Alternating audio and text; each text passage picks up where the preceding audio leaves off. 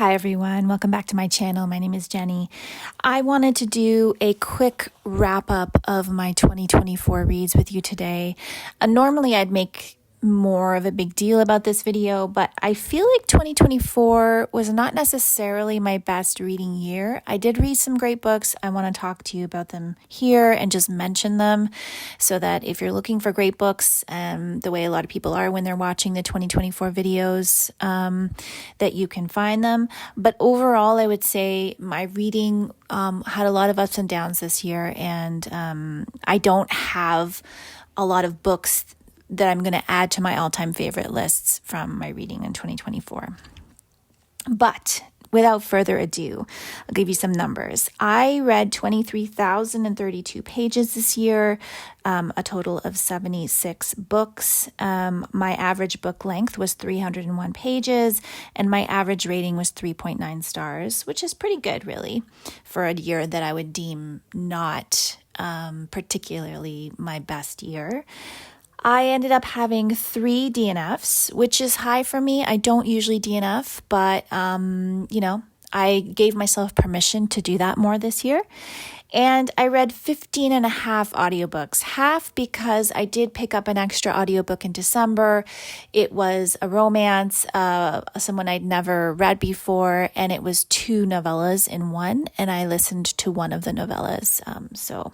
And then I decided to not continue. So maybe I should say 3.5 DNFs as well. Okay, so now getting into my favorite reads of 2024. I'm going to start with my top nonfiction. And for this one, I have to say Doppelganger by Naomi Klein. So this book was something that I read for the BookTube Prize. I had never read Naomi Klein before, despite admiring her and knowing about her as a writer for decades. I ended up feeling very foolish after reading it that I hadn't read her before, because I think she's an exceptional writer. The book was very informative. It was personal. It was factual. It was current. It felt very valid for the times that we are living in. And so I'm very, very grateful that my reading for the BookTube Prize, had me read this book, because I probably wouldn't have read it this year without it. So highly recommend that one. For my top fiction, I put down Ridgerunner by Gil Adamson. I thought that this historical fiction novel was so compelling. I wanted to keep reading it. I was wrapped up in the lives of the characters. I loved the descriptions of nature. It is set mostly in Alberta around the Banff area, but then it also goes down into the United States a little bit across the border. It's an adventure story. It's a story of being an outsider and kind of a misfit, and how you reconcile that in the early 20th century. And I just thought that it was flawlessly executed, and it was such a wonderful read, and it made me a big fan of Gil Adamson's work. So I'm really excited to see what she comes out with next. For my poetry selection, I picked Motherfield by Cimafiejeva. I really loved this non-conventional poetry collection. It's kind of like a manifesto. Julia's from Belarus, and she talks about being an artist in a country that is very strict and very is fighting for democracy. And I just thought it was really compelling and interesting, and it brought me a new perspective into a world that I knew nothing about. There's poetry and there's a diary. So you get, I found that the poetry and the diary entries went really well together. It was really well executed. It just had a really powerful message, and I think it's a great collection that more people should read. Next, I picked my top translated fiction pick, and I actually didn't read a lot of translated fiction this year, but I loved Painting Time by Maylis de Kerangal, translated from the French by Jessica Moore. And it was such a great book that I did a book review on it. So I'm going to link the book review down below if you're interested in this. It is about a painter She is a decorative painter. It's a coming of age story. It is a going to school and learning your profession story. And it's about her and her two friends and how their relationships evolve and grow and intertwine and how she becomes a professional. And it's just a really great, I just really enjoyed the observations of childhood and the observations of adulthood and the perspective that the main character gives in this story. For my top audiobook, I picked Hula by Jasmin, Iolani, Hakes. This is set on the big island of Hawaii. And we traveled to Hawaii this year. And so I read several novels set in Hawaii. And I really loved this one. It is a really great way to learn about the history of Hawaii while also being wrapped up in a family drama. It's mostly the women in this family, and it's all these women dance the hula, and it's about what the hula means to them culturally, spiritually, but also how it ties into the family and their conflicts and their joys. And it's about being an indigenous person in a colonized land. It has a lot going for it. I think it's really well executed. And I thought the audiobook was particularly helpful because there's a lot of Hawaiian words and terms and you can hear them pronounced properly.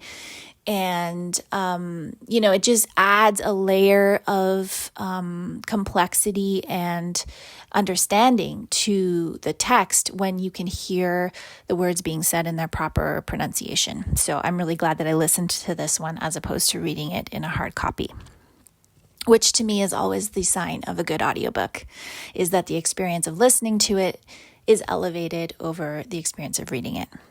And then I had 3 honorable mentions that I wanted to put on here because these books definitely stand out in my reading year. So I just wanted to share them quickly.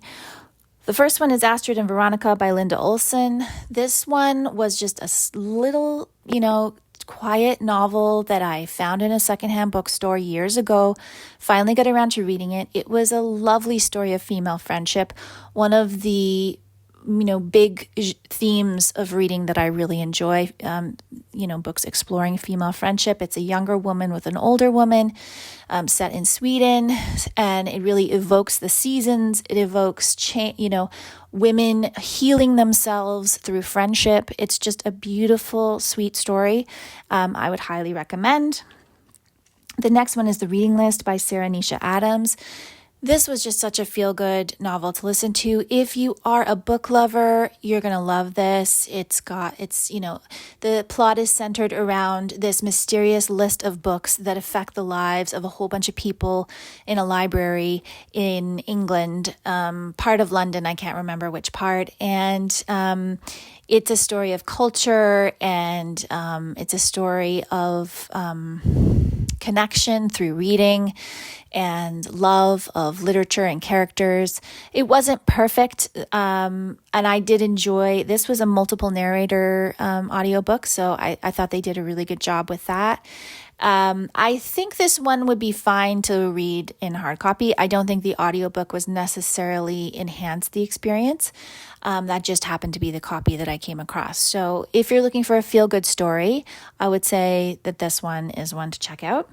And then my third honorable mention for 2024 is finally getting to The Left Hand of Darkness by Ursula K. Le Guin. So I've known about Ursula K. Le Guin for many, many decades, have just never gotten around to reading anything by her, and finally read The Left Hand of Darkness, and I really enjoyed it. It was, in terms of reading a classic, modern day classic, whatever you'd like to categorize it as, sci-fi, speculative, what would a world be like in which gender is not a fixed state? It is just got so many great ideas, so much to explore and think about, and that's all wrapped up in a very compelling story that really, the plot pushes you through. You're interested in finding out what happens.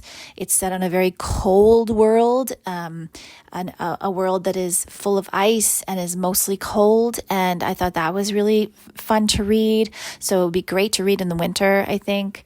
And yeah, I just really was so glad that I finally got to Ursula K. Le Guin and have a kind of benchmark now that I can go and explore more of her work when the mood hits. And I think she's probably one of those authors that when you're in the mood for something specific, like sci-fi that explores social issues, then she is going to be one of my go-to authors.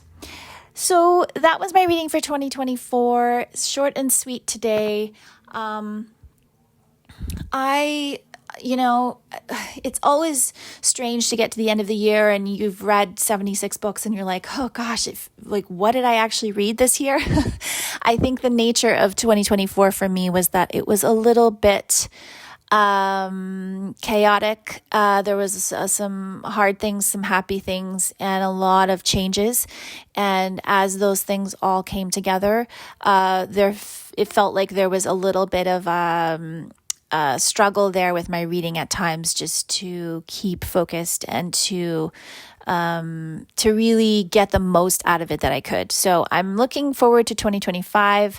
I will be putting out a video soon with my kind of video plans, my reading plans for 2025. I have 2 kind of projects that I am going to explore. And I will be back again soon with another video. Thank you so much for watching.